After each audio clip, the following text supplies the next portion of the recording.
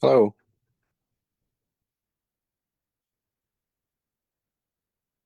Hello. Good morning. Hey, Honey Wash Day. This is Doksha Hour. Gee, I got a dry throat this morning. This is Maggie Ross. I am live from Porcupine, South Dakota, and I am very, very honored to have. And then I'm gonna probably, I told Austin to give me how to pronounce your last name, so I'm gonna do my best, and I probably won't even be right. But I have Joseph Yrechata. Am I right? Mm, no, No. it's But he's from the Native BioData Consortium, and he is up in Eagle Butte. Am I correct? yes, yeah. Yeah. Cheyenne River Indian Reservation. Anyways, I'm going to let him introduce himself correctly since I failed. Good morning. Good morning. I'm Joseph Yrechata. I'm the Executive Director and Vice President of the Native BioData Consortium, and we are unique in that we are the first 501c3 bio and data repository squarely ensconced in an American Indian nation. So that's important because there are a couple of other places that function as biobanks for tribal people, but they are not controlled by tribal people. So one is in Alaska. It's a 50-50 partnership with the CDC, and the other one is known as the Strong Heart Study, which has been a 45-year epidemiological study for American Indians centered around heart disease. And it sort of functions as a biorepository because it has over 7,000 samples from three regions of the country here in the Dakotas, Oklahoma, and Arizona. Um, but as I said, the amount of control, access, and decision making authority over those two different places is minimal, and it's not codified in any sort of law or legislation. So we've been trying to work as hard as we can with the Cheyenne River Sioux Council and chairman to make sure that the things that we do are supported by tribal law.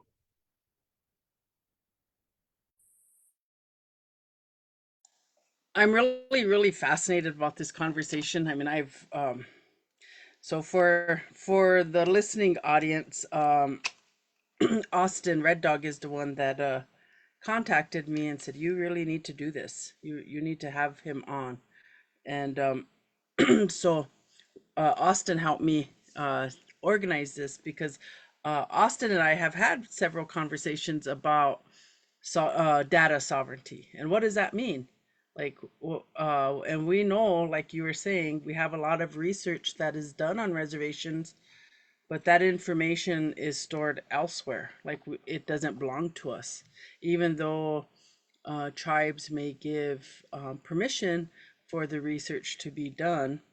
And I'll just reference like Sanford Health in South Dakota has one of the biggest data repositories for Native Americans.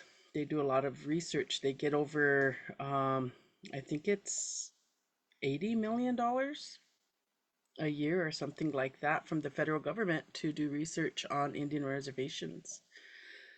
And so that interests me. So I'm really glad you're here.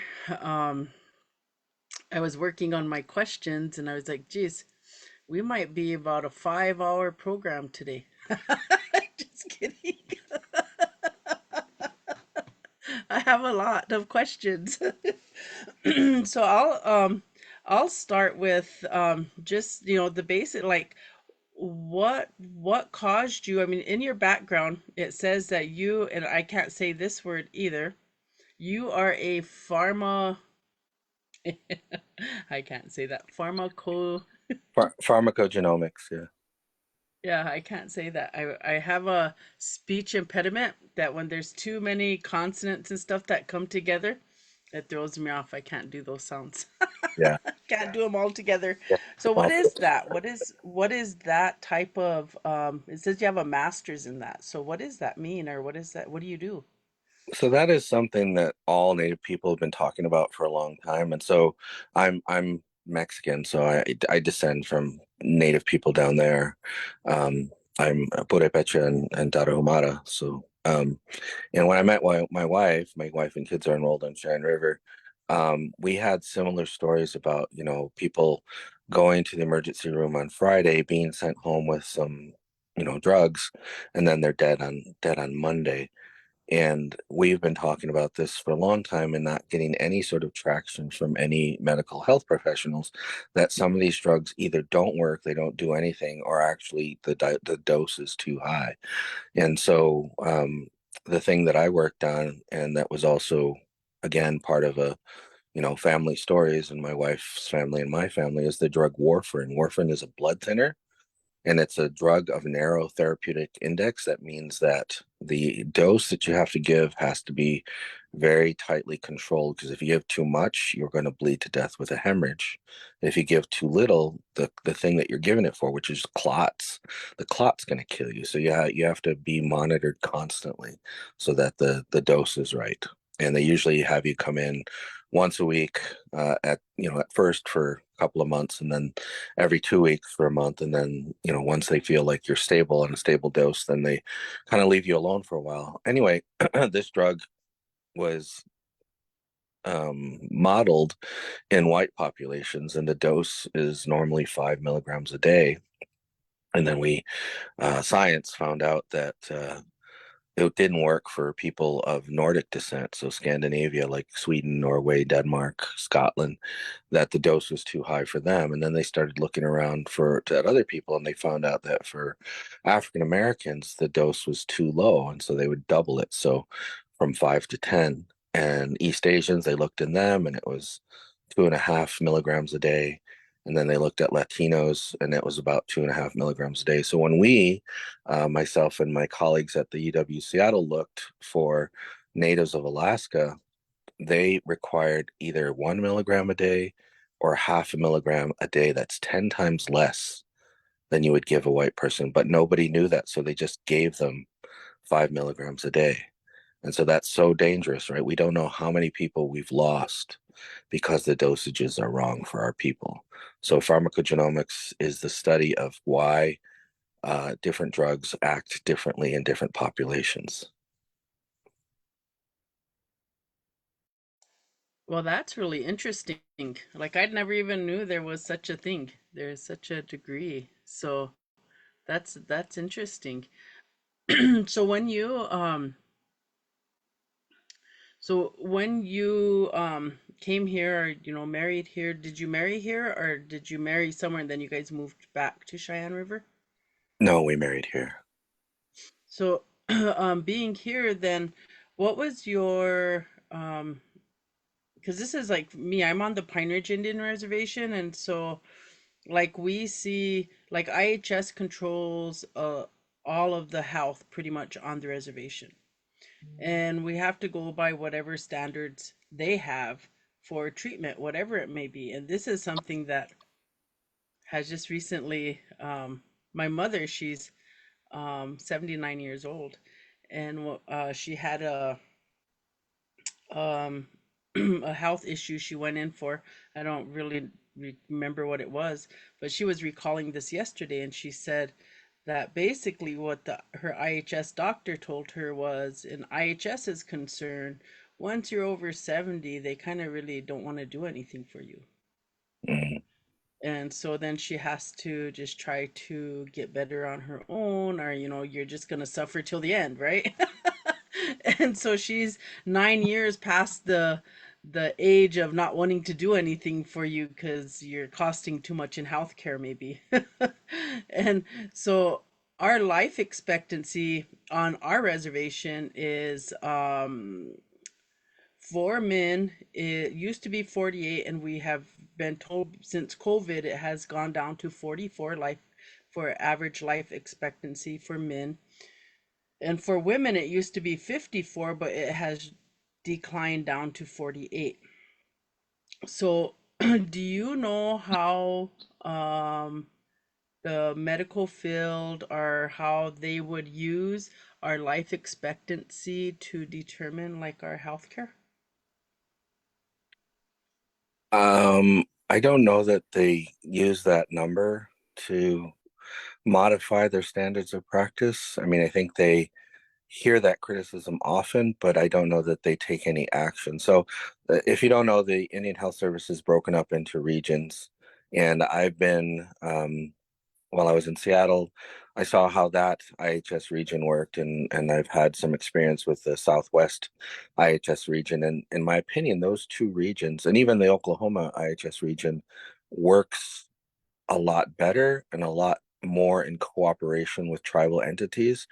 But I think, at least for Oklahoma and the Pacific Northwest, that's because those tribes have a lot of money and they have a lot of lawyers and they can keep the IHS under control, right? And they also 638 their own health system, meaning they take over the health system, which I think is tremendously unfair because the money that's allocated to tribes for healthcare, if you decide to take it over, they don't give you the full amount. They give you two-thirds of the amount, and then you have to make up the difference, which I think the obligation is the obligation, whether you run it or they run it, it's still, but this is how this is how they sort of undercut tribal control of tribal programs is by saying we're going to give you less money.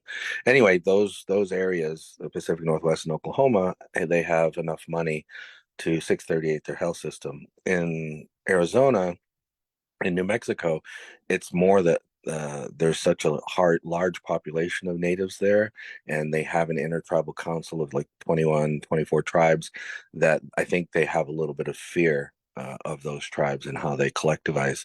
And my experience here in the Great Plains is they don't have that fear of tribes, and they kind of run roughshod over complaints, and partly that's because tribes need to organize better. I was actually at a meeting on the Rosebud Council once, and a woman was complaining because she wanted medical records for their people down there in Rosebud because she wanted to assess how good a job IHS was doing, and she was told by the regional office there in Aberdeen that she'd have to do a FOIA request for every single member. And that's not the way the law works. You're not, if the tribe asks for medical records and you have a public health department or a public health agent who knows how to do that assessment and that work, they're just supposed to give it over. But she's like, I've been working on this for 10 years and fighting with IHS, trying to assess them and what, if they're doing a good job with their people,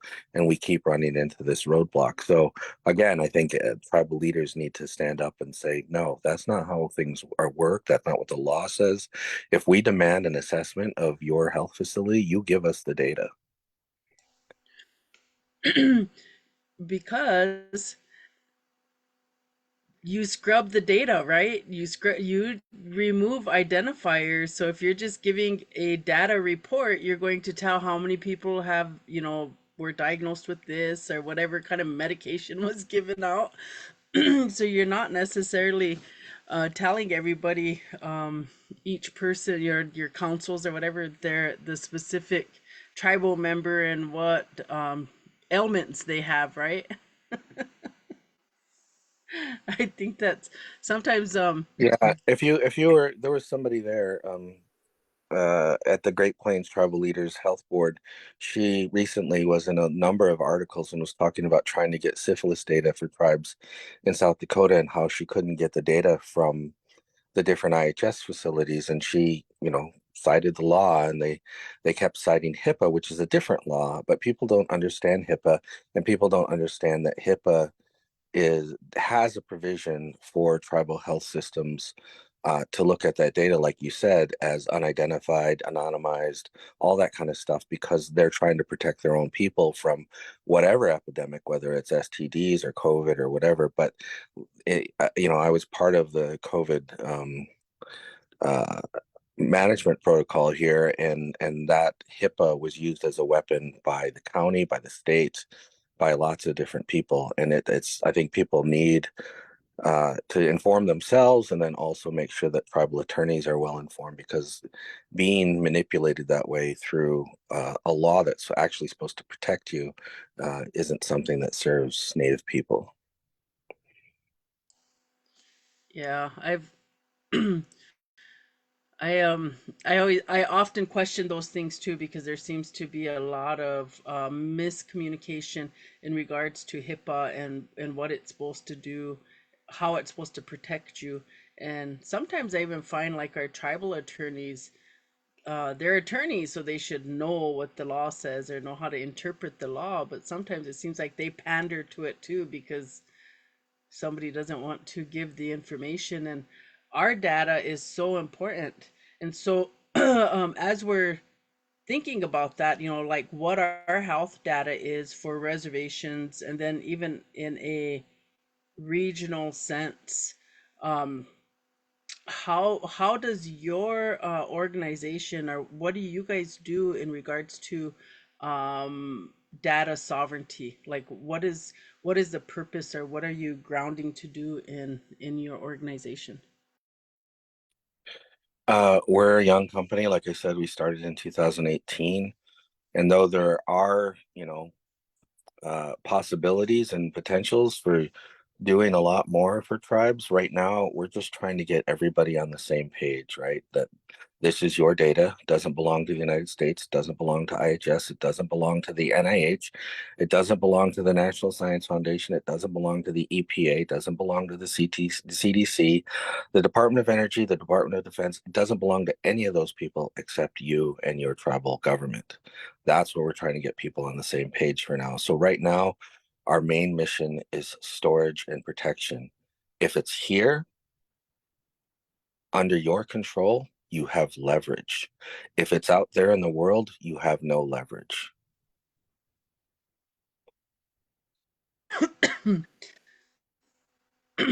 And I think tribes miss that, because I don't think they understand. So like I was saying, Sanford Health, they receive millions and millions of dollars every year to do research on the reservations.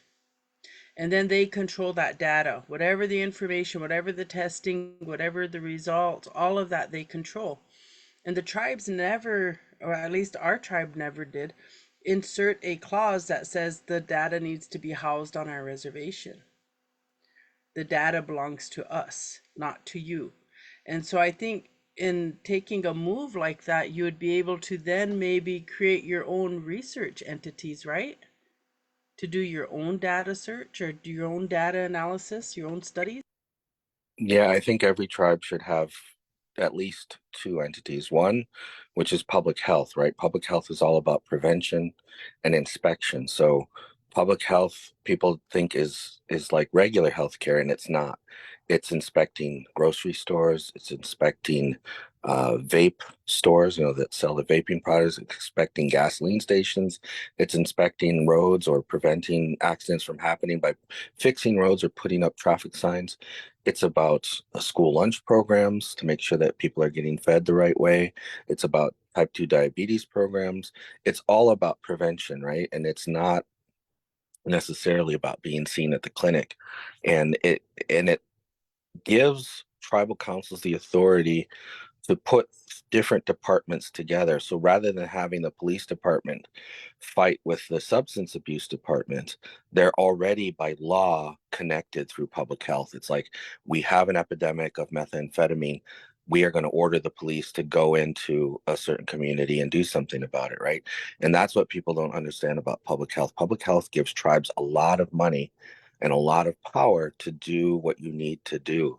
And the law, I know where the law is if you need me to send it to you, but it says feds, cities, counties, states, and tribes can manage their own public health. You can do that. The other department, like you said, would be research, basic research. So looking at LiDAR data for where there might be um, ancient burial sites and protecting them, right? Or where there's a version of Teamsala that is somehow culturally or medicinally healing, right? You know where that is. Research for, like I was talking about with warfarin, those changes that allow for the lower dose, that's worth money to a big pharma company. You and your tribal government can own that. And if a farmer wants to use it, you can basically rent the data. You rent the data out. And then in that rental contract for that data, you say, if this turns into something like a big blockbuster drug, cancer drug, whatever, you owe us 10%, 20%, 50% of those proceeds. So yeah, so you need at least two departments, one for public health and then one for basic research. I'm I'm one of those people that my blood pressure is low. And so I often like will go in and I my complaint will be um I feel like I have high blood pressure. Like I'm really like I have high blood pressure, my chest, everything. And they'll do my check my blood pressure and they say it's normal. And then I'll say, but my normal, if you go look at my chart, is much lower than the normal that it's reading right now. No, that you're exactly right. Lots of full bloods or people of high native ancestry, including myself and my family. We're all Mexican, right? We all have high indigenous ancestry. We have the same problem. My heart rate is usually between 54 and 62. My blood pressure is like 109 to 69. And I have the same problem. They're like, well, you're normal. I'm like, I'm normal for a white person, but I'm not normal for me. And I've had to show them, like, I'll make an actual graph of the last 3 years of my blood pressure. I'm like, look, my average for every time I've come in is 110 over 70. Now it's 125 over 80. I don't feel well. And then, so I have to do that amount of evidence uh, evidence demonstration to them for them to listen to me, right? And who the average tribal member doesn't have that ability, right? And that's wrong. And so like we had proposed an enhanced CHR program so that people who knew how to talk to doctors and to get services and to ask the right questions would go in with tribal elders or tribal people who don't speak English very well and negotiate that so they don't get sent home with ibuprofen or Tylenol, that they actually get their needs met. Because like you just said, you have the ability to go and argue. I have the ability to go and argue, but not everybody does. So you need somebody to argue on your behalf.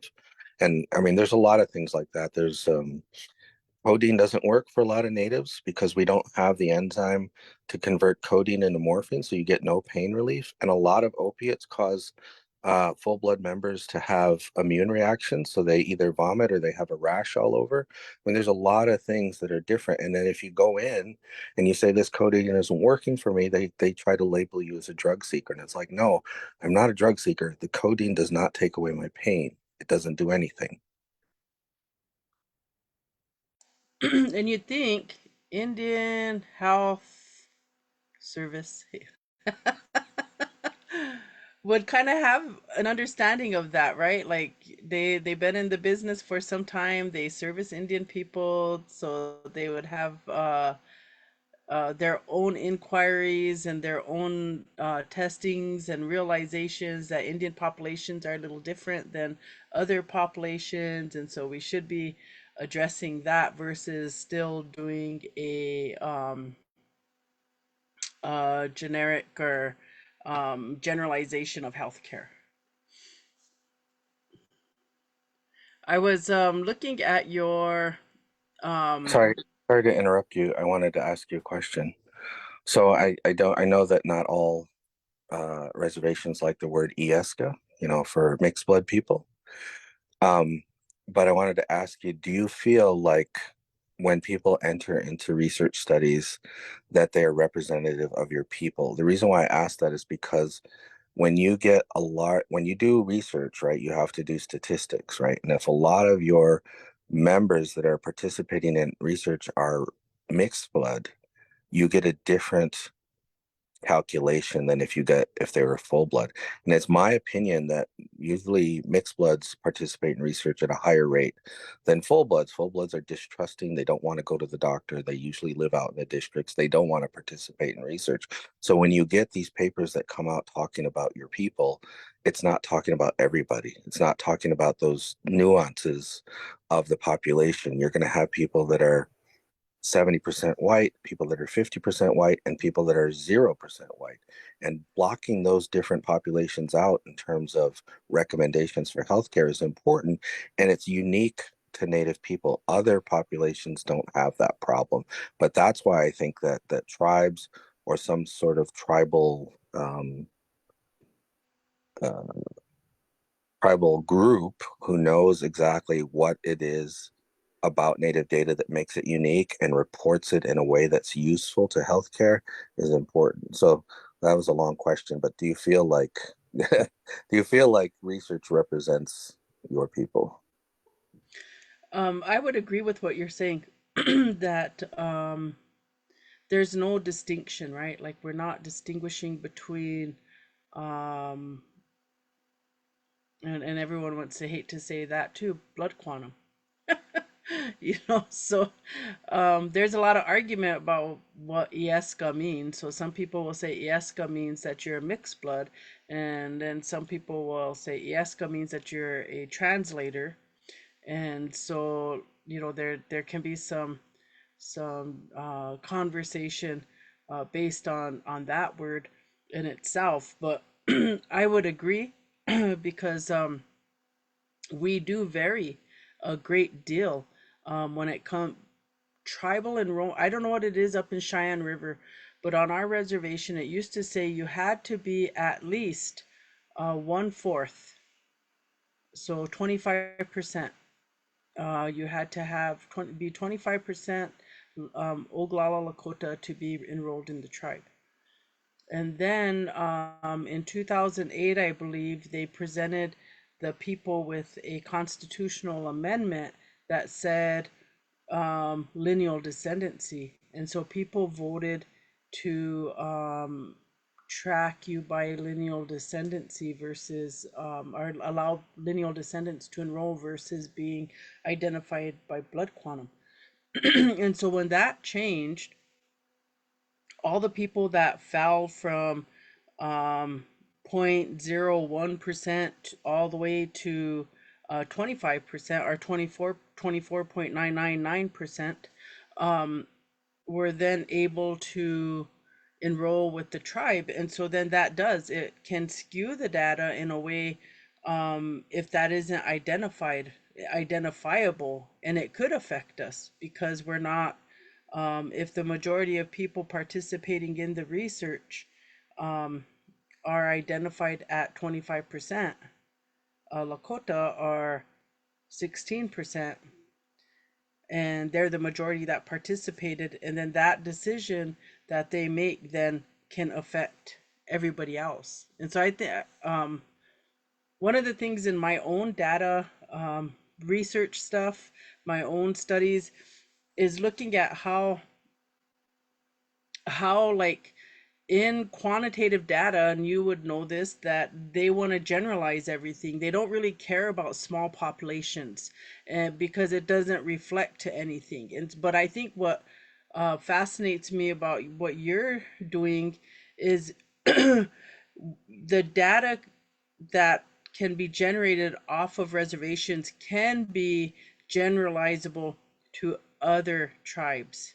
Because we don't really, as Lakota people, there's 7 bands, and then the Lakota people are a part of another 7 bands of people, and so our data could be generalized in that way to those other groups, and that's who we would want to focus on.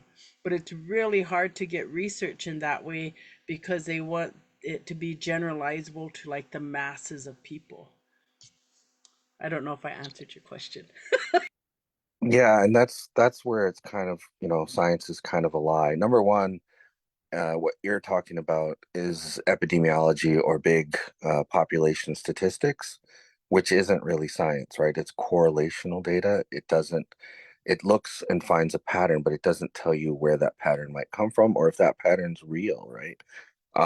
And epidemiologists often don't talk to basic researchers. So what we've been pushing, or I've been pushing at least since 2007, is interdisciplinarity or transdisciplinarity, where they're not only listening to different scientists from different fields and backgrounds, but they're listening to cultural advisors, they're looking to ethicists, they're looking to legal advisors so that these things can be done in the right way. Because if the goal is to improve quality of life or do a change in standard of care, you need all of that because you put your finger right on the problem is that, and I call it where they're trying to make us both the product and customer, but we'll never be the customer because we can't afford it, right?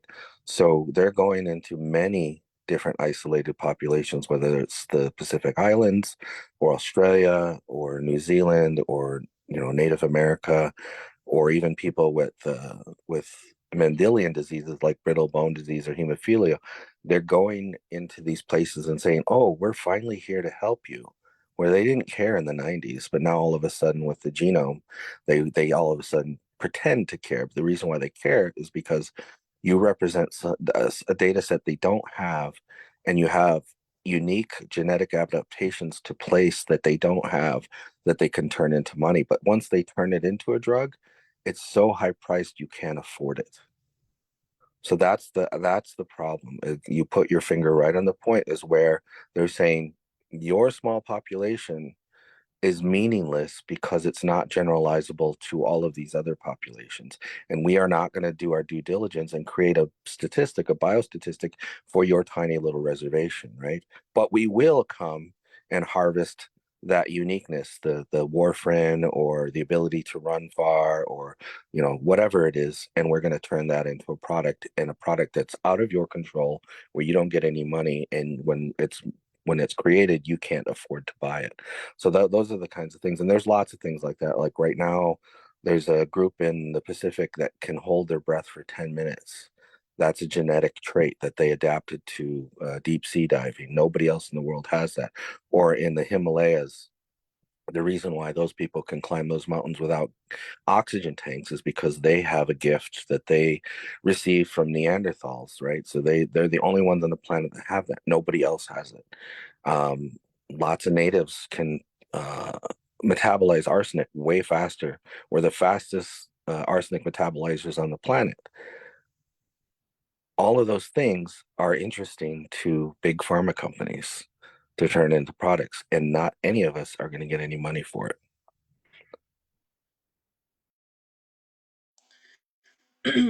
Yeah, I find that very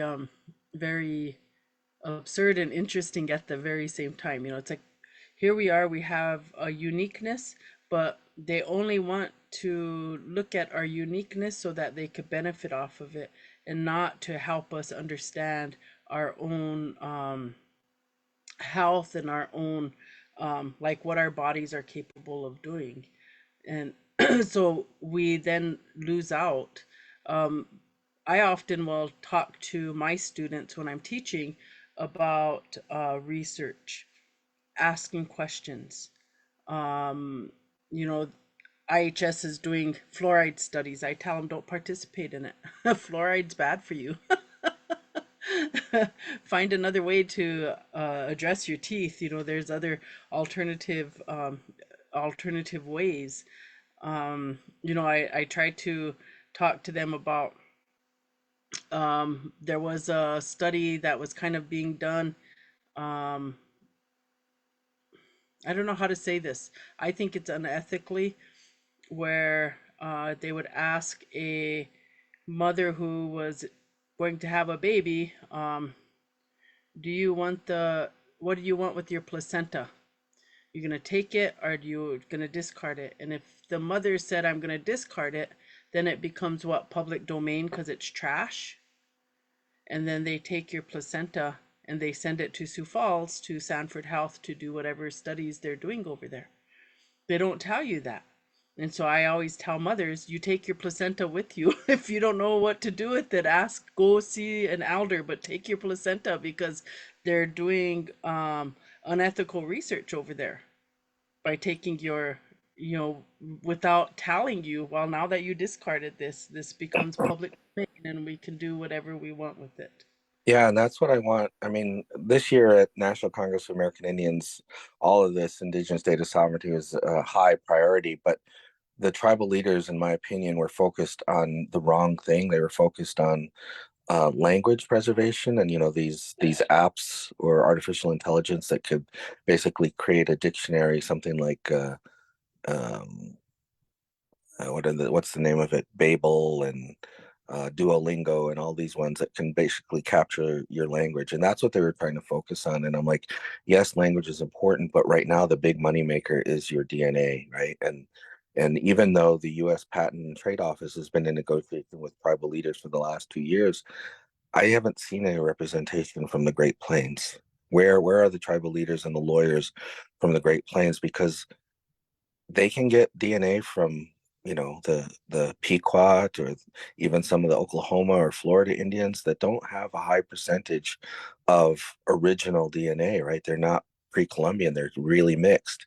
What they really want are places like Arizona and here in North and South Dakota where people are not as mixed, because that's where they're going to find all the full bloods, right? And um to your point, um they are trying to capitalize on people's inattention, that people are not paying attention, just like with no dapple. I was at a lot of those meetings with the Army Corps, and the Army Corps is like, we've been telling you about this for 15 years, and here at the last minute you show up and you protest. You should have been doing something 15 years ago. And that's what we're trying to do, is raise awareness. It's like, now is the time, because they are saying, the NIH especially are saying that you're only sovereign on your reservation. But if your people go to Bismarck or Rapid or Sioux Falls, they're free game. We can do whatever we want with it, right? And the same thing with these, the either the dead or garbage tissue. This has been a subject since, I don't know, 1996. The University of Wisconsin-Madison got in trouble because they were selling the amputated feet and amputated kidneys and all that kind of stuff. They were selling it to biomedical companies without permission.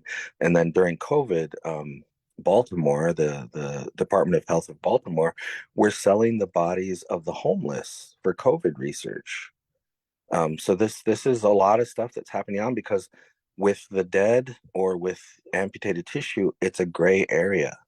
So they're like, the University of Michigan and the state of Michigan finally passed a law 2 years ago that got rid of the gray area. It says all of this stuff is not uh, is not human subjects research. It doesn't belong to the person.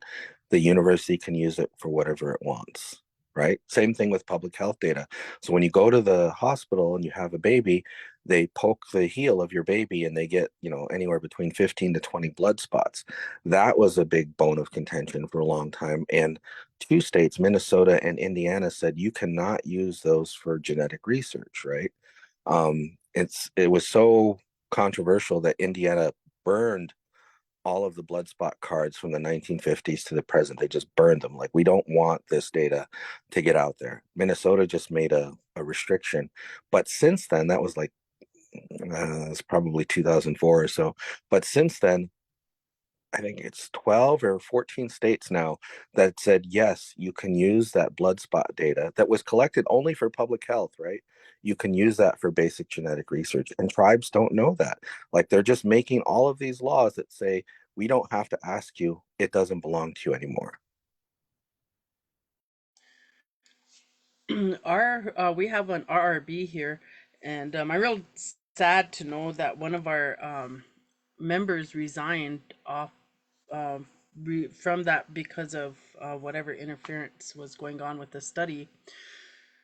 But I participated, because I'd like to go and hear people present their proposals for research, and then just to see the questioning that comes from the panel, the review board, and then their approval of it. And and I always thought that our tribe did a really good job of our review board, anyways, of talking about past data, past DNA, and then before they existed, and then now.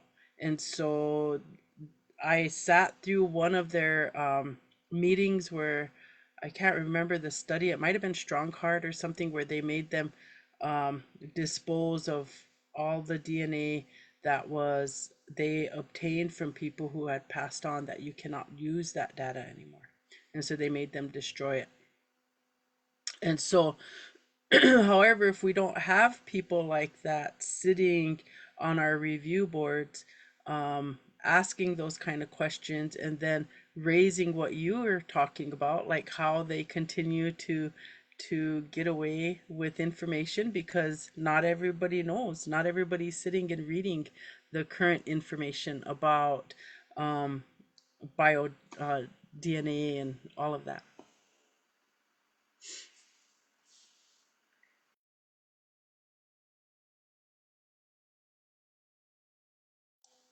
I apologize. I don't know where this sore throat is coming from, but Yeah, coughing like because crazy.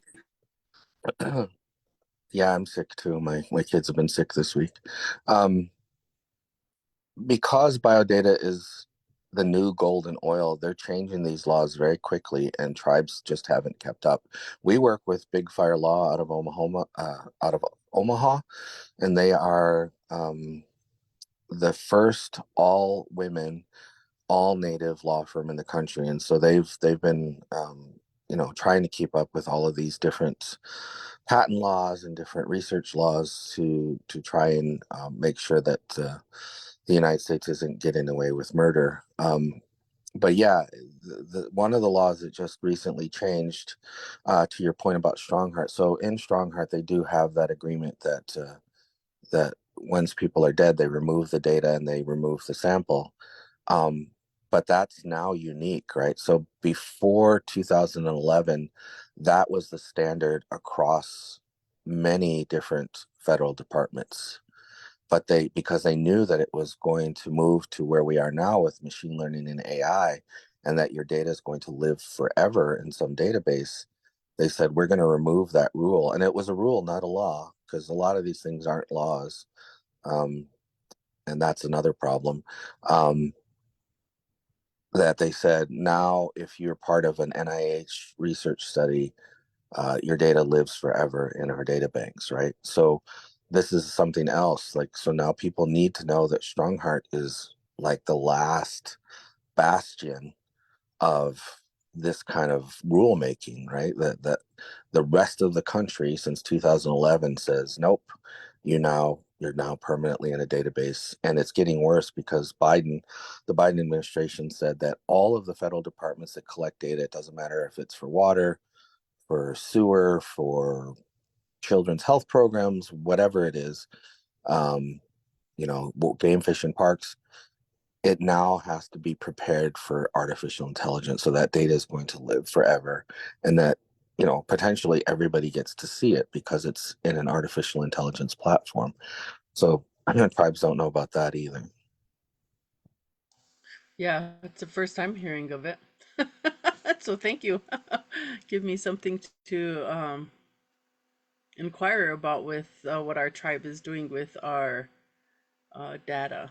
One of the things I often talk about with my students too is how um, they did one entity came and was doing a diabetes study, and this was back in the 80s, I believe, or 90s. They were taking all these blood samples of people, Native Americans throughout the United States. They were doing for diabetes, and then that company turned around and sold that data to people who were studying the maternal line. And so, like, to say that all people come from Africa, kind of thing. So our data then was put into that information. And I think that becomes harmful again because you could say that, but was that it, in Native American data, like, was there a percentage of that person that was, or that had, like, I have white blood in me. I'm a mixed blood. I'm about 75%. I can't remember my number right now. My head is kind of tired. But I'm about 75%. Um, my mom is, I can't even remember her number. She's like almost a full blood. Anyways, I can't remember her number either. The way they give them, try to. I'm like, well, I wonder why we just don't move to percentages. Percentages are an easier thing to remember than our fractions. But anyways, so you look at how people take that data and then they misuse it. So it was data, and then I think this company got in trouble for it, but it was already too late. They done sold the blood samples, and they were able to run a test and then to try to pull your DNA out of that to track you back 100,000 years to say where you descended from. I don't know if you heard about that. No, I didn't hear that, but I mean this story is very common, right? And I call it just like the first era of discovery with the Vatican and the Inter basically telling white men that they can claim any land of a non-Christian nation. This is the same thing that's happening now. Except it's with biological data. It could be plant medicines. It could be your horses or your buffalo or your dogs, that are unique to your community. It could be the microbiome that's in your water or in your sewer. It could be your human DNA. It could be anything. That's the second era of discovery. They're claiming it. They're like, it's just sitting there and nobody's claiming it, so it becomes ours. And that's how they're operating. And that's why with the Havasupai case, so you've heard of the Havasupai case, where the Arizona State University took the DNA from all of the tribe in the bottom of the Grand Canyon, and they said they were going to help them with type 2 diabetes. And then they were using it for schizophrenia research. They were using it for migration research. They were using it for how inbred those people were. And luckily, Havasupai student was at the university, and she saw this, and she called her tribal government, and then that's when they sued for $7 million. But then they settled out of court for only $700,000, so 10 times less than what they were trying to win, because they settled out of court because neither side wanted to lose. Tribes didn't want to lose because if they lost, that it's just unfortunate that one loss for one tribe covers the sovereignty for all 574 tribes. So they didn't want to push too hard, because then if they lost, it would have made this a permanent decision by the federal government or the Supreme Court to say you don't own your own data. And the U.S. government didn't want to lose, because the opposite would have happened. It would have said, yes, all 574 tribes are independent entities and they could all own their own data. So rather than taking this to its final conclusion to have a decision, they basically said, nope, we're not going to make a decision, because we like the way it is now. We like this limbo. We like this gray area where we can just take stuff and people aren't paying attention.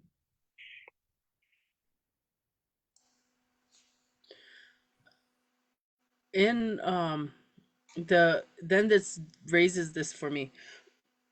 um the stuff going on in Palestine, and you have like the Israeli government people are Israeli people themselves talking about this is their land, right? That they're um biblically this is their homeland, and then what they're doing with the Palestinians in this dispute. And the Palestinians, genetically, it has been tested, proven, or whatever, that the Palestinians actually are the original people of that land. And before they were Palestinians, they descended from the Canaanites. And so there's all of this study about that. But I've been listening to how this conversation is getting mixed up around indigenousness and the Palestinians being indigenous to their land. And so then, while you were originally down in this place and then maybe you migrated up here, so you are not indigenous. And this is from some Canadian indigenous people making these indigenous arguments against the Palestinians. And I'm listening to that and I'm thinking, well, go ahead, keep doing that, because they're going to take your argument and they're going to use it against you in Canada and say that you migrated. This wasn't originally you're not of that soil. And I'm just thinking, why as indigenous people do we get in such conversations to try to disprove another people's claim or right to a land, and and I think that it's just going to end up hurting us because that's what they've been doing, right? Even though there's the dispelling of the Bering Strait over and over and over, that we didn't migrate over that. There's this constant attempt to remove us and disconnect us from this land so that it doesn't belong to us. It belong, so therefore we can't make these land claims. Yeah, and that's so. Um, some of your tribal leaders don't know this, but I've been doing this since 1999, right? And the NIH basically said, because there's two laws. One is called the Bay-Dole Act, which was 1981. And the second one was the America Competes Act, which started in 2007, what was just validated or authenticated here in 2022. Both of those say that any data collected with federal dollars, including IHS data, including this biological research data, including the data from the National Science Foundation, the EPA, where they're testing your water and your deer, anything paid for with federal public dollars has to be open for use by anybody, right? And so it wasn't until 2023 that the NIH says no, um, tribal sovereignty is what we're going to follow, regardless if the tribal government knows or not. But before that, it said if a tribe doesn't have a specific law or ordinance saying that they claim their data, everything defaults to the federal government, right?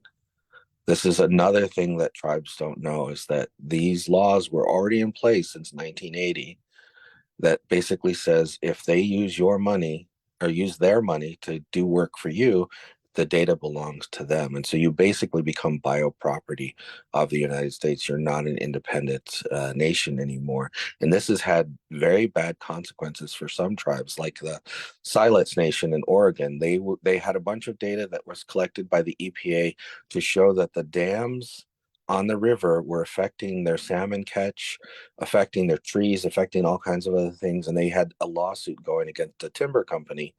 And the timber company was trying to get that data. And the tribe said, no, it's ours. It belongs to us. But because it was collected with federal dollars, they were able to do a FOIA request and get all that data. And the Siletz tribe lost, right? So you have to protect, tribes have to protect against FOIA requests. They have to protect all these hidden policies that says your data belongs to them. And like you said, they make laws that benefit them, right? So they might say, like for Mexicans or Central Americans, most Central Americans are 50% to 80% native, right?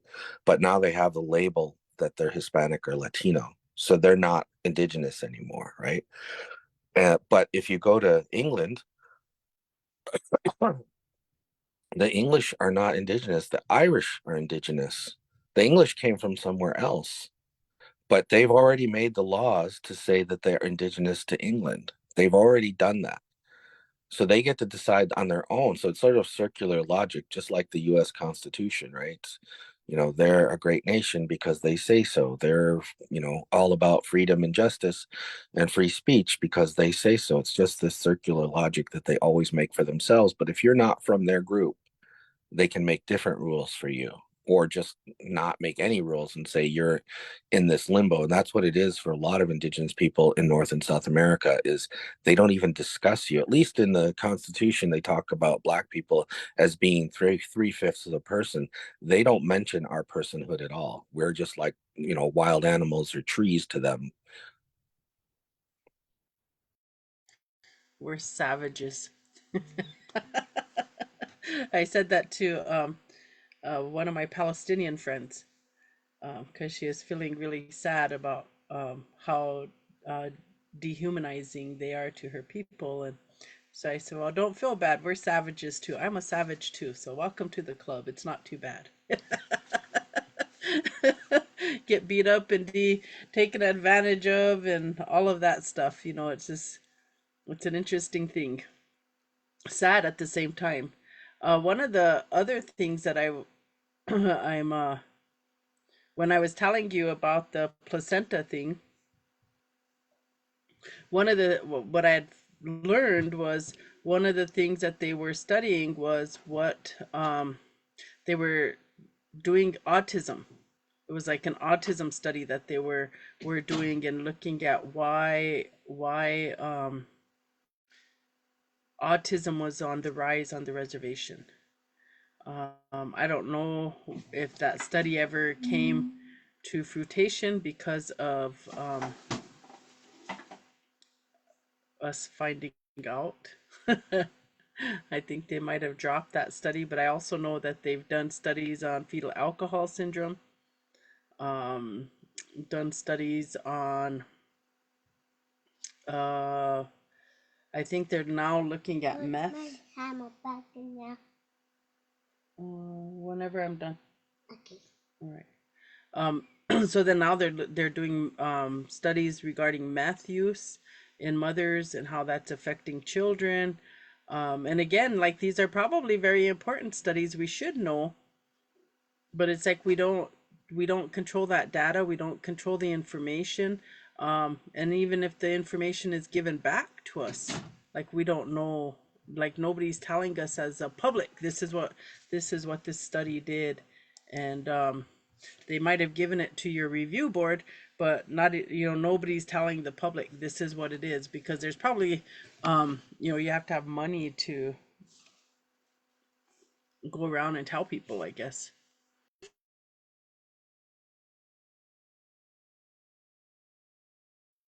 Yeah, I mean, there's all kinds of ways this kind of stuff can hurt tribes if they're not paying attention. One of them is just the financial part of the treaty obligation. So if you don't know, Hawaii spent, I think, 10 years suing the developers of a drug called Plavix. So Plavix is sort of like warfarin.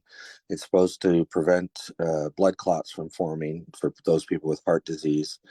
Um, and the Hawaiians don't have a recognized sovereignty, but they do have treaties, right? So they get their health care through treaties, and that money goes to their health care every year. And this company um, basically sold their pharmacy all of this medication that doesn't do anything. It doesn't hurt them, but it also doesn't help them. And so when the Hawaiians found out about this, they sued the company, which then divided itself into three companies, right, to avoid the lawsuit. But they said you are basically being predatory on our health system because nobody's watching, and you have some leverage with the state to implement this drug that doesn't do anything, and it's a really really expensive drug, right? So they basically drained their health system of money on a drug that doesn't do anything, and nobody was watching out for the Hawaiians to say, is this top of the line, state of the art drug actually going to help people, or is this just my buddy that I'm paying a bunch of money to? So they finally won, I think, with two of the pharmaceutical companies. But that, I mean, these people are smart. They know what they're doing. They're like going to avoid the lawsuit. They're not going to pay top dollar when they do get caught, and they're going to do everything they can to avoid getting caught. Like I said, dividing themselves into three companies. You see that quite a bit with organizations. They create, so then it's really hard to nail them or get them, because they're over here and over here and over here, and the information is like, unless I think the only thing that makes me know that you can do it is Erin Brockovich. Remember, she was able to find that company through water reports or a water bill or something like that in all of the research. So that's how they were able to go after the big company, and then have a win for the people there that were affected by the water contamination. And we have those things on the reservations, right? We have water contamination. Like we have people that are fighting about uranium, the uranium at Crow Butte, and how that is seeping into White River.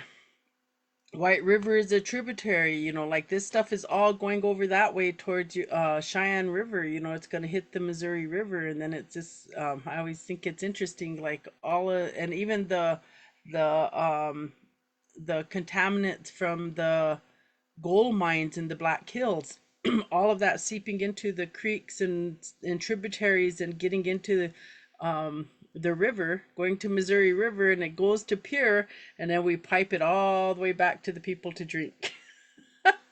And then we have water contamination. They won't even give us water reports about our water here from that pipeline. Yeah, that's another money maker, right? So I kind of enjoyed the discussion with No Dapple, especially the tribes here in the Dakotas, because they asserted and believe that their sovereignty goes from the surface all the way to the center of the earth and from the surface all the way out into space. That is not what happened with the Navajo reservation. The Navajo during World War II, the United States just decided without telling anybody that the Navajo sovereignty only goes 6 inches below their feet. That way they can get all the uranium off the Navajo reservation, right? And then now they're dealing with all the contamination of water from uranium, and so all those poor Navajo people are contaminated with radioactivity, right? So this is the other way that they're playing this game. So different mining companies that have polluted and refused to pay for that pollution in the 70s are now going back to those spaces because the microbiome, the bacteria and the yeasts and the parasites that have survived that contamination are now worth big money. So there was one story in Butte, Montana, where these investigators were just going there to figure out how to prevent geese from landing in those ponds because they would land in the ponds and die, right? And they're like, what can we do to protect these geese? On accident, they saw that there was an algae growing at the bottom of this lake, and there's not supposed to be anything growing in there because it's all toxic, right? And they took a sample. They found out that it was actually a bacteria from the dead geese, right? And that it was surviving all of these toxic compounds. Not only has that gone on to become a bacteria to bioremediate other places, but it's going to be used in cancer treatment. It's going to be used in exobiology for when we go to Mars. It's a big moneymaker. And the same thing is happening here in South Dakota. That contamination that they won't pay for to clean up reservations is now something they want to go and collect. It's like, oh, look, all these things survived. We are going to take it and we're going to use it, and we're not giving the tribes any money for it. There's so much, it seems like there's so much information, like we're on under attack everywhere. And so when we think about our tribal leaders, like what positions they should be taking up, what types of legislation they should be creating, a public health. We have here a health administration, but our health administration for the tribe is basically just doing the work of IHS. It's not really doing our work of protecting the people. So they're here doing fluoride studies and things like that for IHS and for Great Plains Tribal Health. They're not here to do studies to like protect us and to make sure that we're going to be okay. We're going to do fluoride studies and we're going to give everybody fluoride. It's poisonous, but we're going to do that instead of saying, hey, we probably have alternative ways to do that, and this is what our data says. And so I think that you're right. We do need something that is for studying our own reservations, like that. So if your ambulances are unable to get to people who live off road, and they live a mile off road, and they're diabetic, or they have cancer or some autoimmune disease that they have to be able to get to the hospital right away, but you can't get to them. So how do you fix that situation?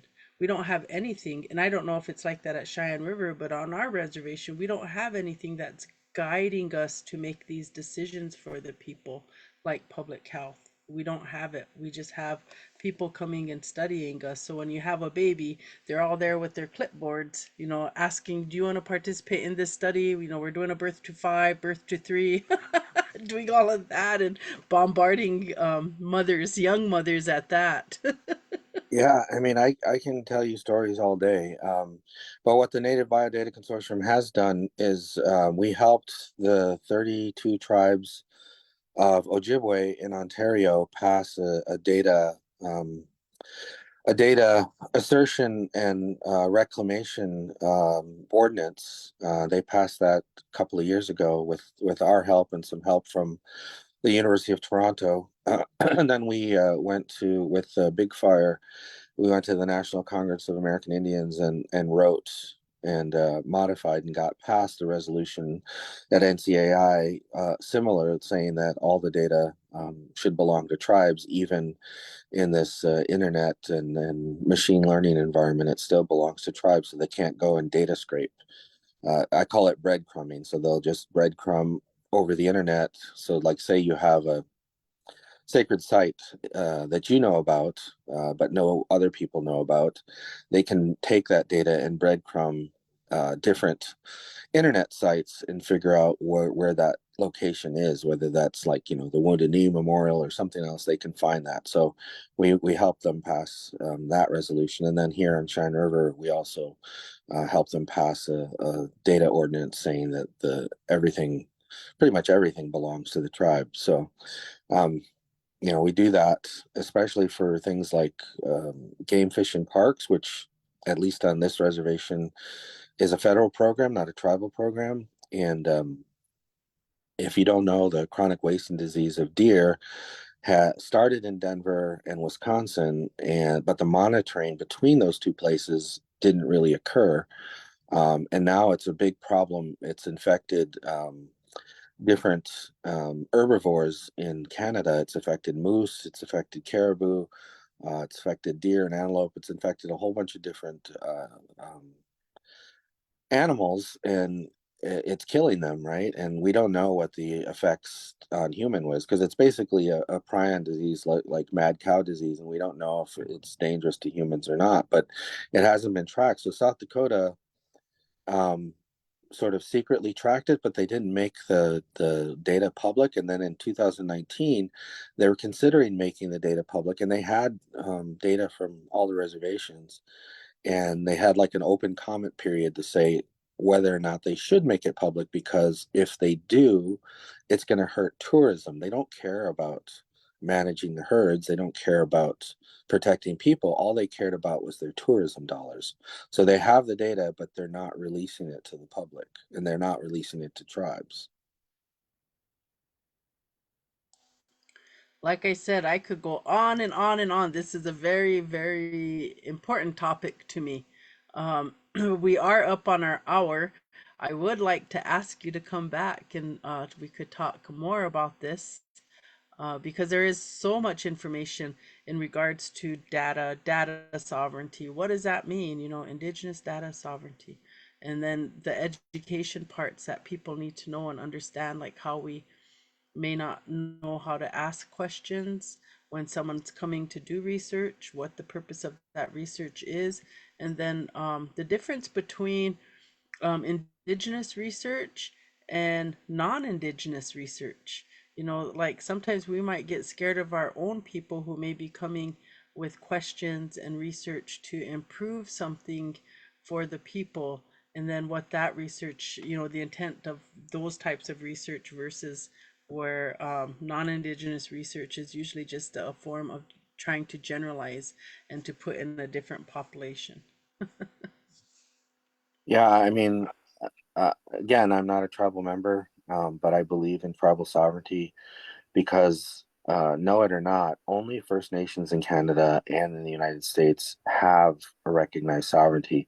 All of my other relatives in New Zealand, Hawaii, Samoa, Australia, or Latin America, they do not enjoy the power that you have. So the power that you have is above a state, right? So you're a domestic dependent nation. You should be equal to Canada or France or China or whatever. You have a lot of power, and for states like this one, where Kristi Noem is an outright racist towards tribes, you shouldn't have to be dealing with the state at all. You have the power to deal directly with the federal government. So just like when Harold Fraser here had the checkpoints and he won that case against Kristi Noem and Trump, that's how everything, all of this data conversation should be happening. Like right now, Biden is doing some good things. He put a lot of money for FEMA so that you don't have to go through the state. You can just get directly, you can get money directly from FEMA, and you decide how that money is spent from FEMA. Same thing for roads. Biden put out a new thing for roads where you can decide and the state's not involved. So I believe in tribal sovereignty. So just like people are talking about land back, we should be talking about data back because, like it or not, American Indians and Alaska Natives are the only possibility for saving all of our cousins in Latin America, in Samoa, in Australia, in New Zealand, because they don't have a settler colonial recognition of their primacy, that they were there first, and that their data is theirs and it shouldn't be given to other people while we keep getting poorer and they keep getting richer. Yeah, I agree. Thank you, Joseph, for joining us on Doksha Hour, and I will be in touch about scheduling some more time to have you come and we can have more conversation. Maybe I could create a panel and bring other people with you to have a conversation in regards to this. Thank you. And everybody out there, you guys have a good rest of your week. It's supposed to be very nice today and tomorrow, and then we're gonna freeze on Tuesday, and then it's supposed to warm back up. So for one day, make sure you have your propane and your firewood ready to go. So with that, you guys be blessed. Doksha.